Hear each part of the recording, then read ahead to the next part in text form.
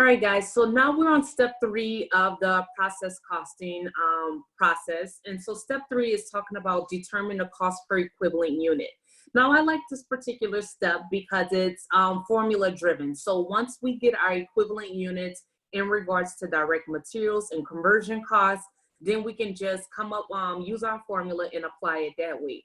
Now, the whole purpose of this is where we are is we have converted everything to be on the same playing field.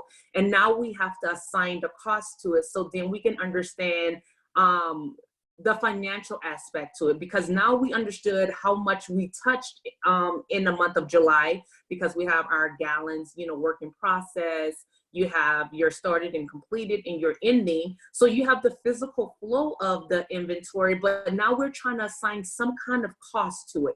Right? It's not enough to just understand what the flow is or what I touch. What is the financial impact of touching it in the different percentages of completion, right? So I'm going to share my screen with you and show you where we are in regards to the PowerPoint. All right, so here we are, step 3, determine the cost per equivalent unit. So here's your handy dandy formulas you can use. So the very top one is for direct material cost, and then the second one is for conversion cost, okay? So we're gonna use all of the information that we gathered or found in step number 2, and now we're going to calculate the cost per equivalent unit. Okay, so here's our information again. All of our information comes from the cost of production report, and so now we're going to just apply it. All right, so it says the direct materials and conversion costs incurred by Frozen Delight in July is as follows. All right, so again, where we're getting this information comes from the cost of production report. Okay, so here is the 66,000. So it says, here's that amount. So for my direct materials, it says my direct material cost for July for 60,000 gallons is 66,000.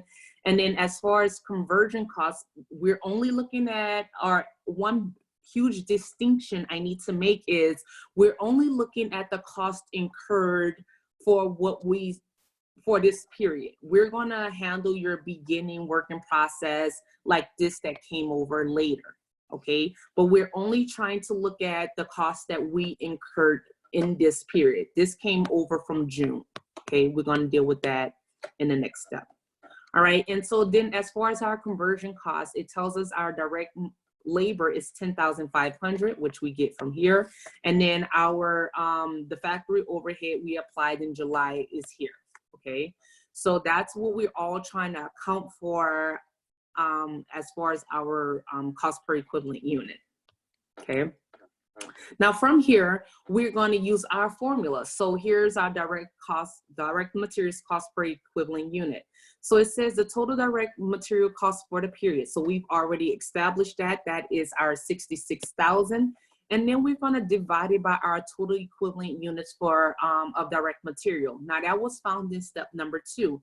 And if I can recall, that amount was 60,000 units or gallons or what have you, equivalent units. Okay, so then you're going to do 66,000 divided by my 60,000 equivalent units in regards to direct material.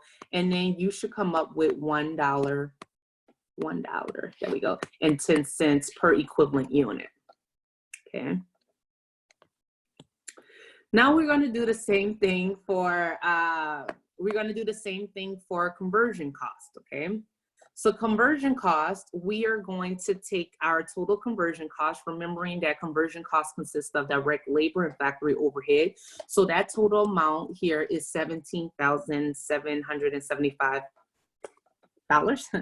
So here it is, 17,775.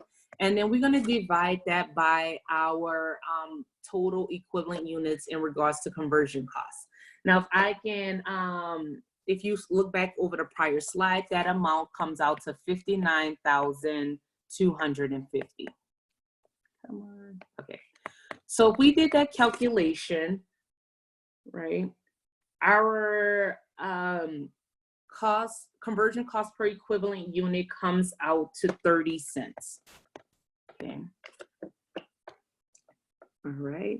So let me know if you have any questions. So that is what we have all for step number 3. Okay. So with that, we're going to transition now into step number 4, allocating costs. Now that's very important. So I'm going to end this video. In the next video, we're going to talk all about allocating costs, which is the end of the process.